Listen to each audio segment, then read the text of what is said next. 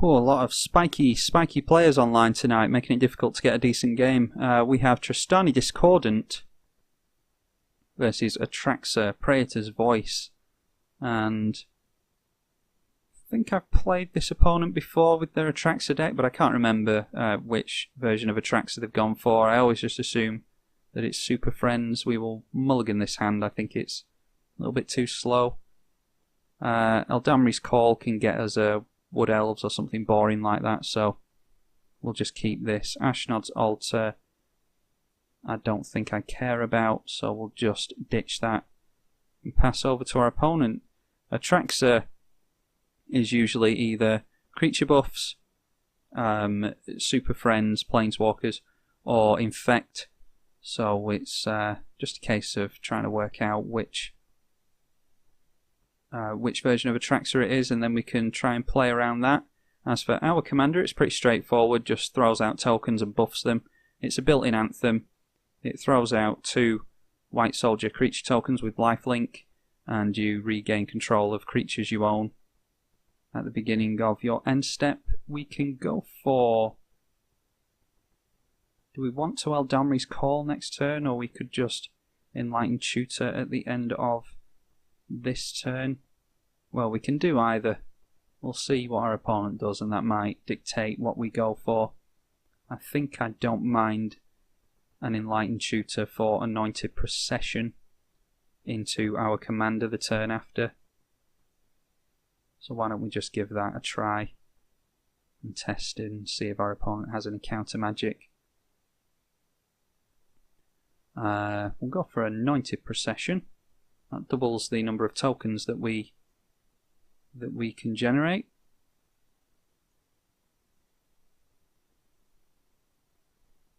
Okay, and that puts us online for going for our commander next turn, and then if we get into another white source we can start buffing them with the Archangel of Thune. Well, it looks like our opponent's getting down there Atraxa, and Eldamri's Call doesn't help us with that. There's nothing that we can get hold of in this deck that will get rid of Atraxa, get down our land. And can we... No, we can't go for the Signet before we get down our commander, so we'll just get these down. Unfortunately, Atraxa's got Vigilance, so even if they swing in, they still get to sit back and block, which is a very good ability to have. But we can try and go wide on them. That Chord of Calling might actually be very good for us. We've got 3 green mana. We can go into 1, 2, 3, 4, 5, 6, 7. That is Avenger of Zendikar, or oh, Song of the Dryads is nice. We can Eldamri's Call for a Rexage.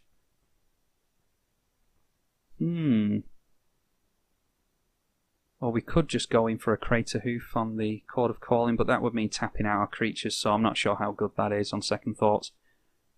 Yeah, Chord of Calling could go for an Elesh Norn. And our opponent does, of course, get to proliferate at the end of every turn. It's a 4/4 flyer with Vigilance, Death Touch, and Lifelink.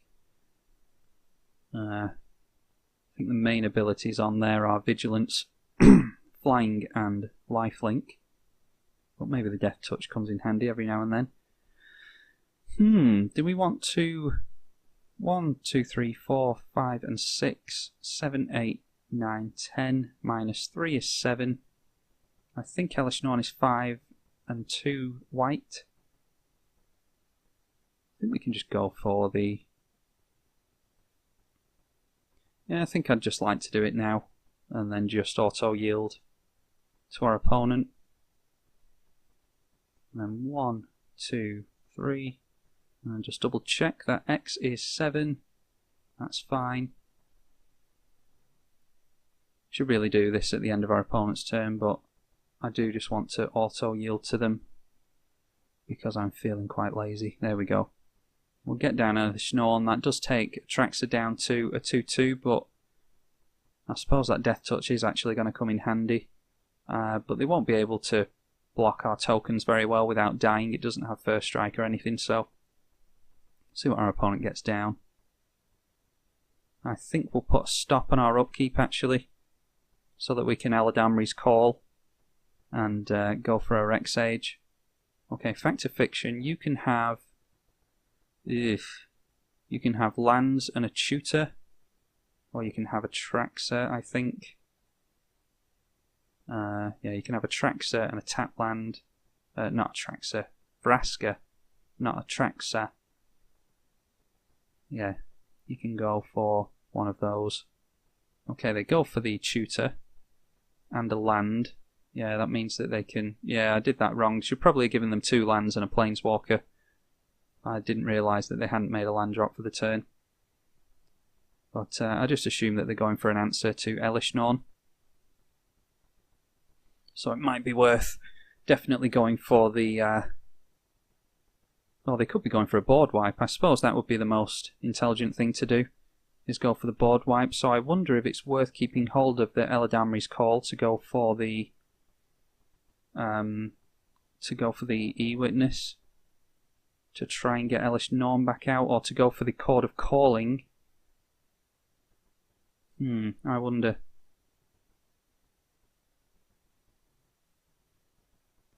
I wonder what to do.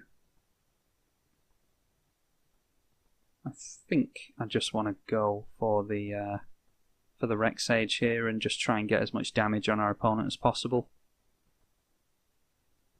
And then when they board wipe, well, so be it. We'll go for the Rexage on that. And then we can... Okay, Armada Worm's a pretty good way to rebuild your board. We can go for the Signet first. And then go for the Reclamation Sage. And the Reclamation Sage, of course, will get rid of Song of the Dryads. And I would rather our opponent killed our commander, to be honest, in the board wipe, because it means that we can recast it and rebuild our board a little bit better. We'll attack with everything apart from Elesh Norn. We want to try and force the issue with regards to them. Oh, and they are going to block, which tells me even more so that they have a board wipe in hand. And yes, we'll always yield to that. We get back up to 32. And we've been dealt 6. Oh, yes, we're back up to 32 and our opponent's dealt us 6 commander damage. We are not ever going to be dealing commander damage to them. Oh, and is it a Cyclonic Rift that they've gone for? No, they've gone for Exile, which is... Yeah, that makes me glad that I didn't go for the Eternal Witness now. And it doesn't really matter so much about the Rexage, to be honest. Glad we got that Signet down, though. So that's 1, 2, 3, 4, 5, 6 mana. I think we can go for the Armada Worm then. Or we could just try and replay our commander. No, I think I like the Armada Worm. That means we can swing in with Armada Worm next turn. So that's 2 off of the Ancient Tomb. And if you want to build this deck yourself, I do recommend highly that you put Ancient Tomb in there. Not only is it acceleration, but you gain a lot of life in this deck, which is why Archangel of Thune is in here. And it gets to the point where Ancient Tomb isn't actually really doing anything harmful to you, as are the fetch lands aren't doing anything particularly terrible for you. Armada Worm is a trample 5/5 and it enters with a trample 5/5 token. Anointed Procession, of course, puts another token in, so that's 15 power and toughness with trample for 6 mana, which is pretty damn good. I'm sure you'll agree. And our opponent still has a full grip with Atraxa, so we're not out of the woods yet, but hopefully we get to rebuild quite efficiently. Not sure if we should... What do we have next turn? 1, 2, 3, 4, 5, 6, 7. If we get into a land, we could Mentor of the Meek and Archangel of Thune. Depends on if Atraxa has gone for board wipes. I mean, if we see another board wipe here, I just have to assume that we are Okay, doubling season tells me that I think we're seeing planeswalkers here. And if we're seeing lots of board wipes, I have to assume that that is in order to protect the planeswalkers. And we'll go for the cycle land here, which is the Scattered Groves. Always like to double check, because I get the names of all these new dual lands mixed up. And we can take the thing off there, and Sundering Grove is very good. Not only does it get rid of the doubling season, but it also gets us another Trample Worm. How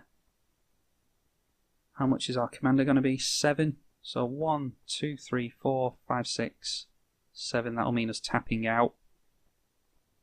I think we just go for Archangel of Thune here.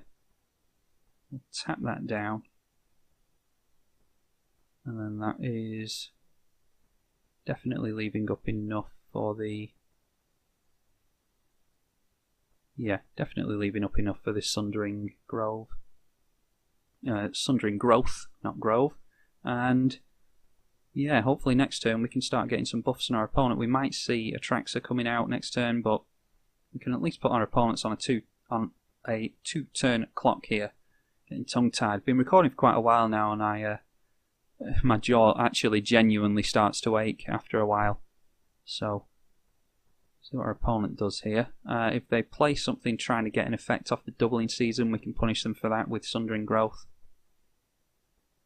Yeah, going for Tamiyo, which can keep things from... Actually, that would come in and it would be able to get the limit break. Draw 3 cards, you get an emblem with... You can pay... Yeah, you can pay nothing for spells from your hand. And we don't want them to do that, of course. So, Tamiyo is going to come in and just +1 most likely. Or our opponent's just going to scoop, yeah. What our opponent was looking to do there was get the limit break off immediately on the Tamiyo, because instead of entering with 4, it would enter with 8, and then -7 immediately, and stay on the board. Then it would be draw 3 cards, and they get an emblem where they can cast the spells from their hand without paying their mana cost. So I imagine they had at least another couple of planeswalkers in there that they would be able to just cast for free with the Tamiyo's emblem. And yeah, maybe get some blockers out.